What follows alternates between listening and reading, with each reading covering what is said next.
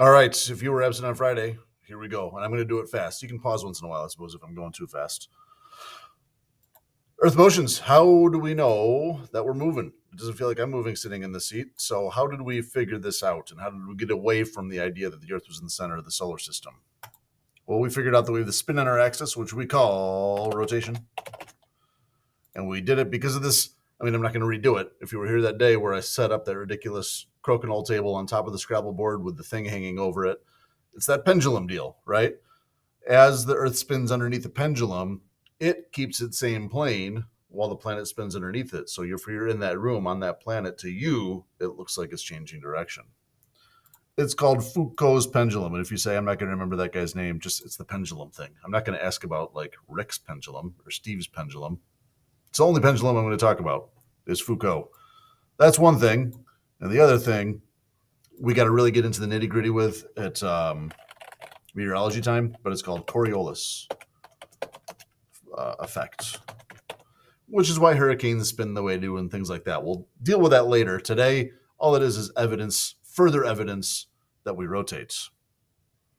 How about our orbit around the sun? We didn't know that was happening either.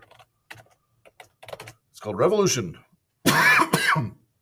And what we realized is that, hey, if I'm here in this Earth and I look behind the Earth at what we call like nighttime, there's some constellations. But if I wanted to see this Pisces one, I can't right now.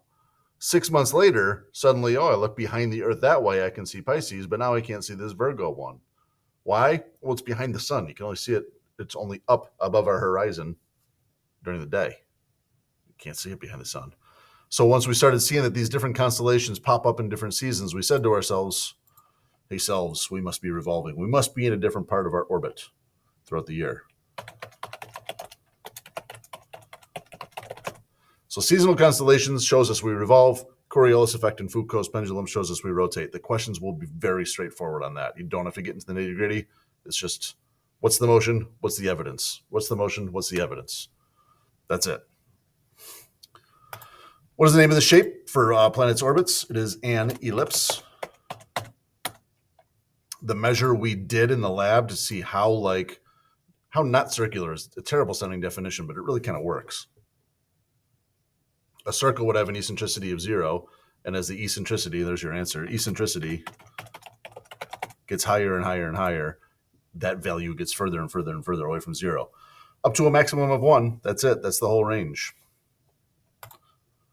All of that said, the planet's orbits are really very round. Earth's eccentricity is 0.017. If you looked at it with a naked eye, if you could have a spaceship and watched the loop for a year, it would look like a circle. You wouldn't tell the difference. Likewise, Earth's shape, you can't tell that it's not a perfect sphere. It's an oblate spheroid.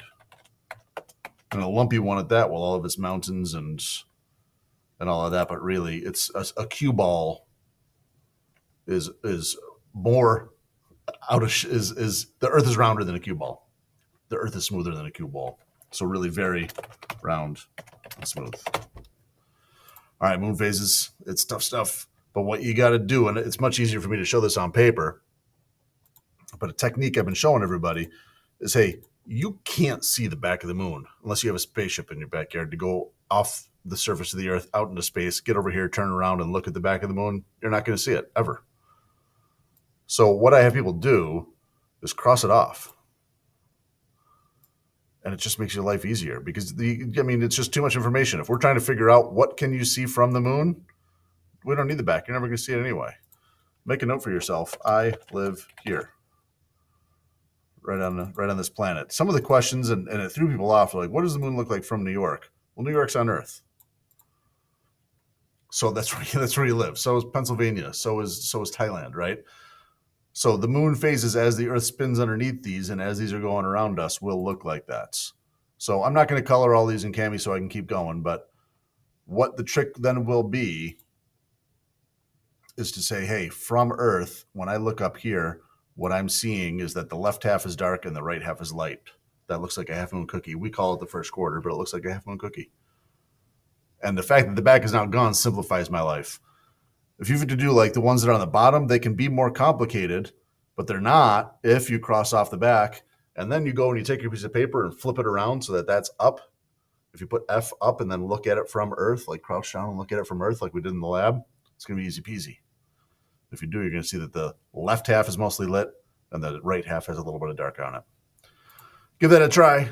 Come hang out 10th period if we need to work on that a little bit more.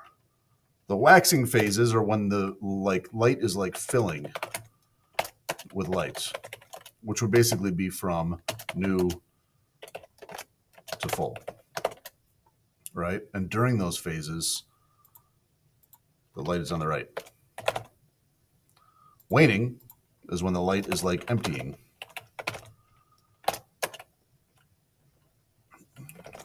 Which would be going from the full back to the new. And the light in that case, Cammy, is on the left. The names are a little bit less important than really being able to spot all of those. So really practice that. Color all those, flip the paper around, give it a couple goes in different spots. See if you can get it. As the moon goes around us, it yanks on everything, but that really shows up in Earth's water because the ocean, these large ocean basins, can have the water all pool up in one spot. It doesn't work on Lake Ontario out that window. It's way too small. There's not enough space for the water to flow from one part of the planet to another in this lake that is only like New York and Canada, right? So in the oceans, though, it's big enough where you can have a high bulge of water towards that. And the deal with this diagram is like we're looking straight down. That's the North Pole. I tried to switch to red. Didn't work. Opposite side of the Earth, there's also a high tide. Physics gets complicated there. Take my word for it today. We can talk about the nitty gritty if you want to get into it. And kitty corner to that, then there's going to be lows. Okay. So then the Earth spins through those every day. We do a full spin every day, right? Meantime, the moon moves a little bit too, but that full spin every day gives us about 2 highs and 2 lows per day. It's off by a bit because the moon moves over the course of those 24 hours. So I don't know. What did I mean by this? I think it's better stated that from high to high is about 12 and a half hours. Or from high to low is about 6.25 hours. Then we get these special tides twice a month. Let me pause. Give me one sec. All right, so we got to deal with 2 special situations with tides where we've got a spring tide and a neap tide. Spring doesn't have anything to do with spring. It happens twice a month, and it's during these moon phases, which you should be able to tell me. It kind of says it there. It's blurry, but it's new moon and full moon. During those, the moon's gravity is yanking on Earth's water, and the sun's gravity is also yanking on Earth's water in the same direction. The result is that you get a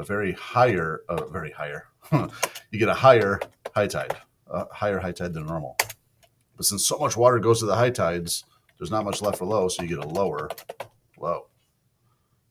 Now hang tight. This gets a little bit wordy and confusing, right? But let's think about the opposite scenario where the moon's gravity yanks on the water this way and the sun's gravity yanks on it in a perpendicular fashion. The moon wins, it's closer, so it's going to pull the high tide still, but the sun is fighting it. So now there's not as much water going towards the high. You end up with a lower high, which means there's more water available for the low, so you get a higher low. Now saying higher high, lower low, lower high, higher low is a mouthful, right? So my suggestion is to make your life easy and think about it instead in terms of range. This means you're going way up and way down. That's a large range. This, you're not going up as much and you're not going down as much. That's a small range. If you looked at those graphically, which, I mean, you should have in the lab, a large range goes way up and way down and way up and way down, just like that. And a small range does not go up and down by as much. That's the easier way to think of spring and neap. All right, some numbers we got to have in your head to make it through this thing. The rate Earth rotates. The rate Earth rotates which is 15 degrees per hour. I'm going to use a little O for degrees. You can figure that out because you got to know. I mean, you already know that we do 360 degrees of rotation. That's a spin every 24 hours. 360 divided by 24, 15 degrees per hour. The rate Earth revolves, 1 approximately degree per day. You can figure that out too. We got to do a full 360 degrees of orbit every 365 days. 360 divided by 365 is about 1. Days for a full moon orbit. You can get this out of the reference table, 27.3 days. That's available for you. That's 1 orbit of the moon. Let's find it. Reference table right there. Revolution, moon, 27.3 days. So that you don't have to memorize. That you can look up. However, because by the time that the moon goes around us once, the Earth has also moved a bit to get through all the phases, we got to know this number is 29.5 days. No way around it. We're stuck with that. Apologies. Finally, the tilt on our axis is 23.5 degrees,